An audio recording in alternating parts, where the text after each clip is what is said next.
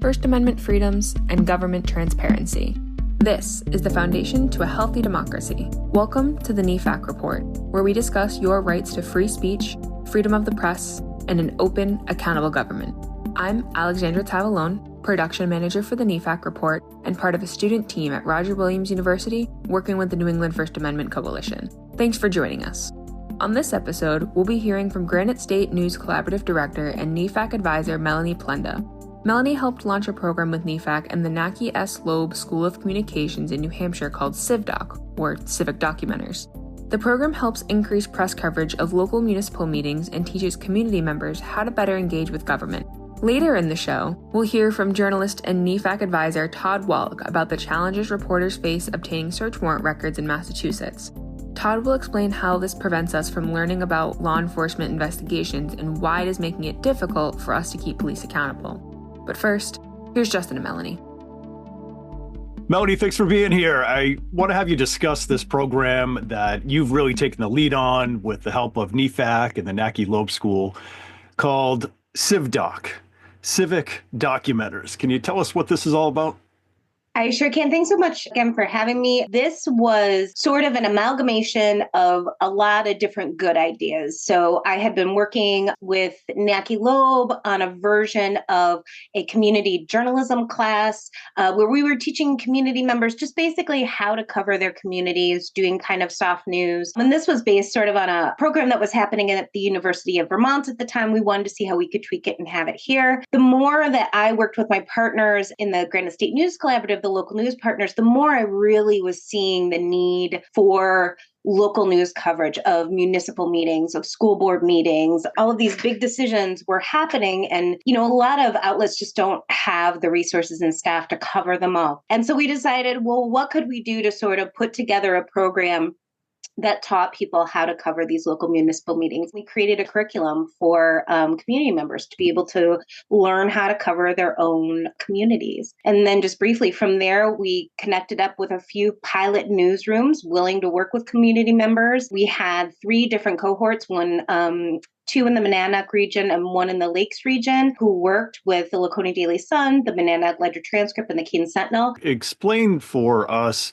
why there's a need for this program. I can tell you one reason it's not for lack of caring by the newsrooms, which is often how community members interpret not seeing reporters at those meetings. Local newsrooms absolutely understand the importance of those meetings, and they have been gutted. Newsrooms have been getting smaller and smaller for the past few decades now. And we really see that at the local municipal level. So they have to triage a bit, and they can only send out reporters on kind of the big splashy things or the things that raise to their level, as opposed to previously when newsrooms were just chock-a-block full of reporters, they could send out their beat reporters. A reporter might have one town as their one and only beat. Now enter CivDoc. Yeah. Tell us a bit about the curriculum. How does the selection process work as far as identifying individuals that would be a good fit for the program? Initially, how it starts is, like I said, we partner with a local newsroom. We get applicants. They do fill out an application. We just want to make sure that if we're getting folks who already serve on a board, that they're not going to cover a board that they already serve on. So we're looking for different kinds of conflicts of interest like that, or people who, maybe very obviously have political agendas. We really want people who their sole focus is just getting information out to the community. And so they go through the application process. They go through about 6 weeks of workshops. It's usually about an hour and a half, one class per week. We break the workshops down. What we really wanted them to understand is, one, how does a meeting actually work? What do these different committees and boards do? What are the kinds of things that might jump out to you if you're there as a reporter covering the meetings? Once they go through this process, they meet with their host newsroom. They get a template that they can use to take notes. The Civic Documenter then goes to different meetings that they sign up for, and they take the notes. They turn those around in about 24 hours to 48 hours to the news outlet. The news editor then reads the notes and decides if it's worthy of following up on a more extensive story, or sometimes the notes are so good, they just run it as a brief, which is great. This has led to people taking notes at meetings where no one thought there was going to be a reporter there, and things happened that the Civic Documenter was able to capture and record and take to a reporter, and it got out in the paper. And one example in particular was something crazy, like it was the tax rate or something like that in one of these towns in the Monadnock region was going to jump by like something astronaut, like 20%. And no one else was at this meeting. And they hadn't put it in the agenda. They hadn't put it anywhere. But the Civic Documenter was there and went to the editor and said, I think this might be a big deal. And here's the information. And they were able to get that story. So I love this program. I love it for so many reasons. One, because it helps the news outlets, which in turn can help the community. But honestly, it gets community members excited about their community, and it explains the community to community members. It allows them to access these meetings. So even if they never wrote a word for any other local outlets, the fact that they now are able to go to a meeting and understand what's happening and then maybe participate themselves, I think is a worthwhile thing to do. And that's why NEFAC got involved, because there are two major goals here. One, we want to help newsrooms by providing notes and support for their news gathering, have individuals in the room that can alert an editor, like in the example that you provided, that, hey, there's a story here, something that you need to dive in deeper and take a look at. But then on the other side, there's also the civic engagement part of this, where even if these individuals drop from the program, no longer have a relationship with the newsroom, aren't feeding information to reporters, they're still engaging with government at a level that they weren't before. And that's a great thing, too. So You're really accomplishing through CivDoc two major goals that ultimately will help us stay better informed and more engaged with our communities through local government. And I think it's also important to note as well, the individuals chosen here aren't chosen to replace journalists or even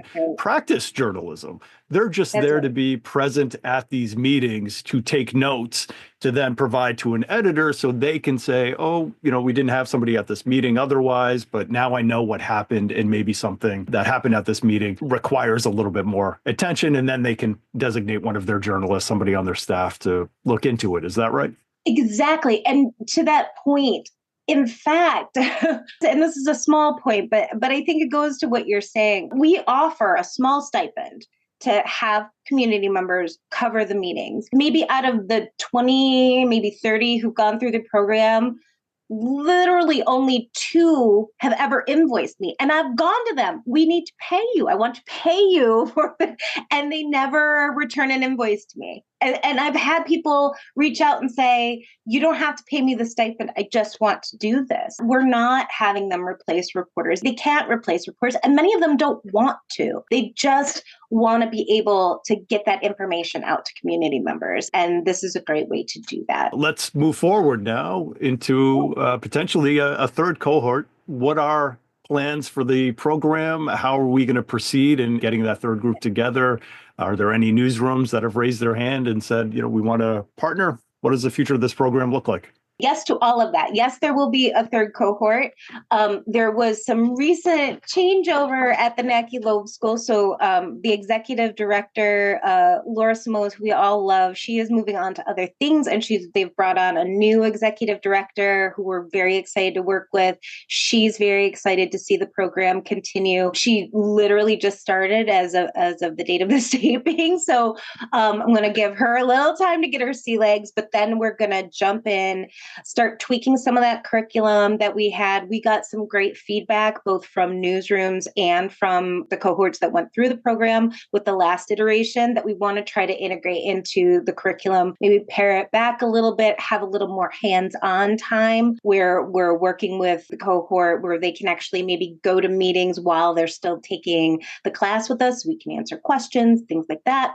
Late spring, early summer, we're going to put out another announcement for the next cohort that'll start in the fall. As for the newsrooms, we have had a couple of newsrooms. I will say I was surprised by the ones that raised their hand, but I was thrilled. So we have had a few who've shown some interest. So I think once we are closer to finalizing that new curriculum, we'll be able to sign up a new newsroom and get that off the ground. But then the plan is to have the next one up and running by fall. That's great. A lot of exciting things in store. I would encourage everyone to go to nefac.org/CivDoc to learn more about the program and to sign up to our newsletters to make sure that they're informed of any news regarding this new cohort to be announced later this spring, early summer. Melanie, thanks so much for joining us and walking us through this program, telling us about all the great things that CivDoc has provided. Well, thank you so much for having me. It was a pleasure. I'm Ed Fitzpatrick, a reporter at the Boston Globe, a NEFAC board member, and the host of the Rhode Island Report podcast. Our Globe Rhode Island team is based in Providence, providing daily digital coverage of all things Rhode Island. We also have a daily roadmap newsletter and a weekly Rhode Island Food Club newsletter. We conduct investigations, holding the people in power accountable. We tell the stories that make Rhode Island so unique. And we remain committed to helping student journalists play a vital role in our democracy. To learn more, go to globe.com/Rhode Island.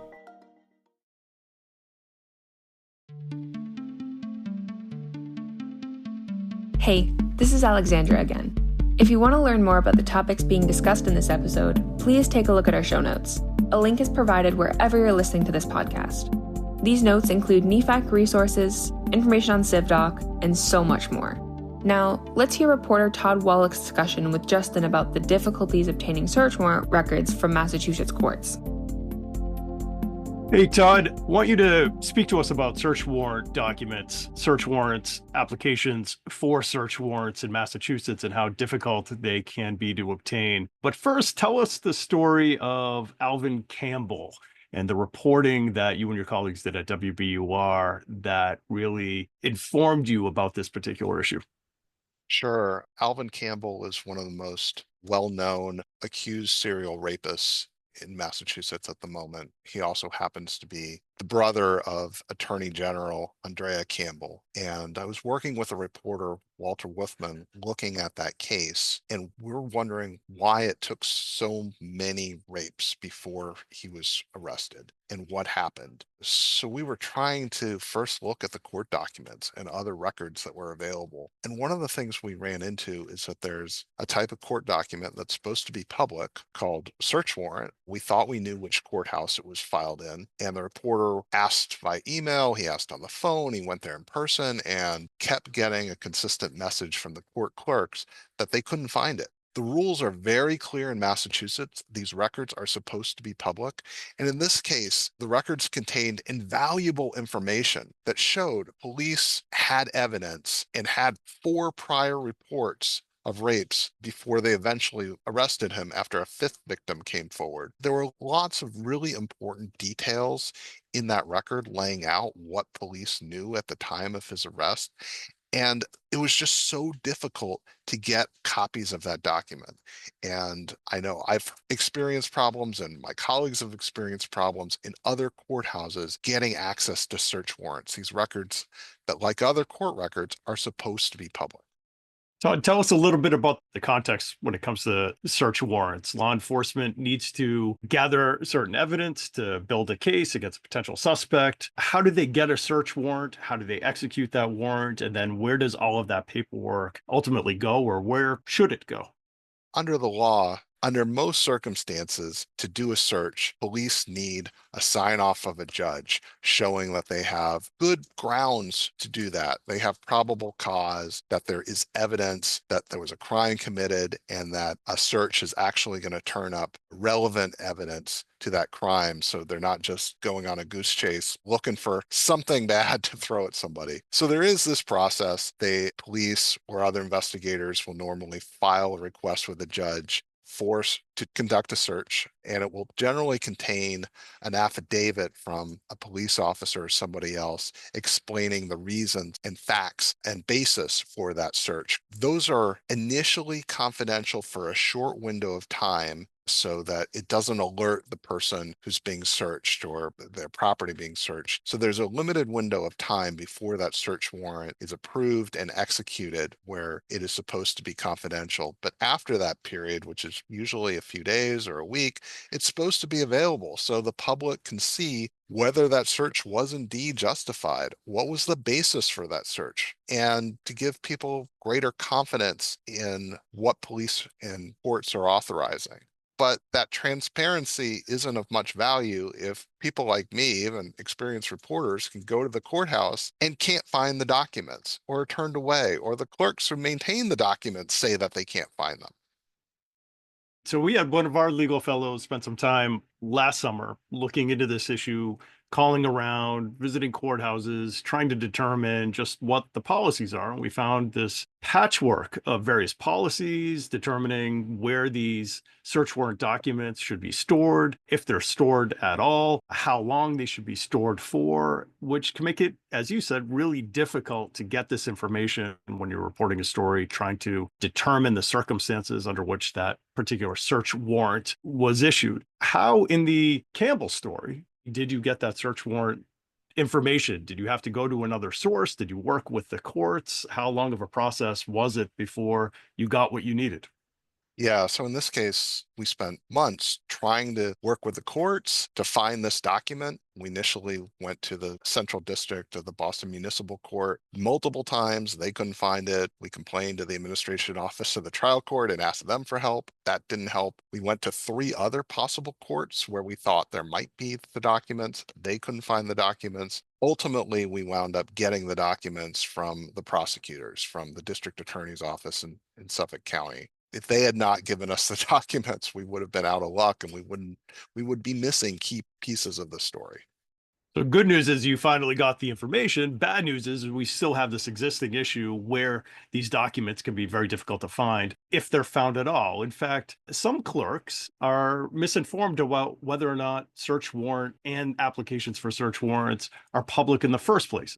Yeah, absolutely. I don't think every clerk understands that they're public, and some say they can only provide them if you have the docket number, basically the court ID for this document, which no member of the public will ever have, or knew the specific date that it was returned to the police. So after it's been executed, the police are supposed to return a document explaining what was seized in the search. Typically, we wouldn't know that. And the biggest problem is there is no standard public index available of all the searches that have been conducted. There's this computer system called Mass Courts that lists every criminal case, every civil case, but search warrants aren't listed there.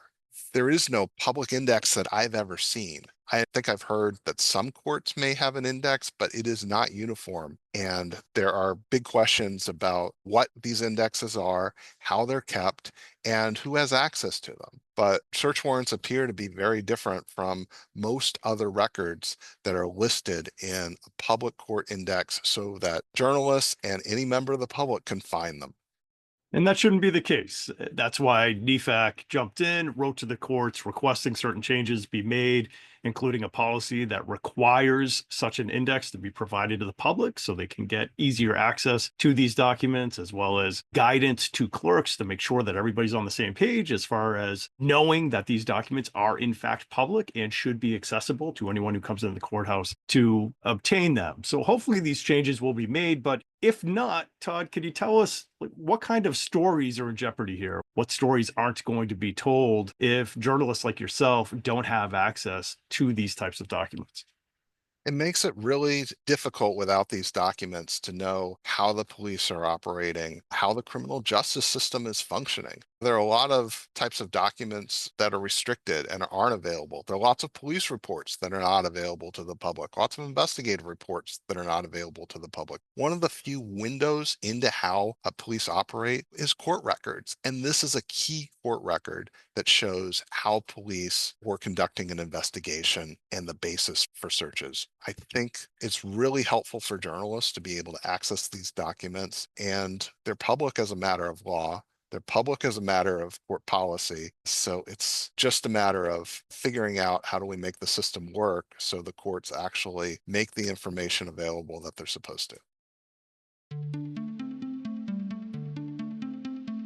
Thanks again for listening to the NEFAC Report. Join us next time when we speak with Megan Ryan at the National Freedom of Information Coalition about open government trends she is seeing throughout the country. Here's a preview. There are those people who are using public records to try to grind government to a halt. But those kinds of restrictions, those attempts to try to deal with those kinds of requesters really threaten to throw the baby out with the bathwater.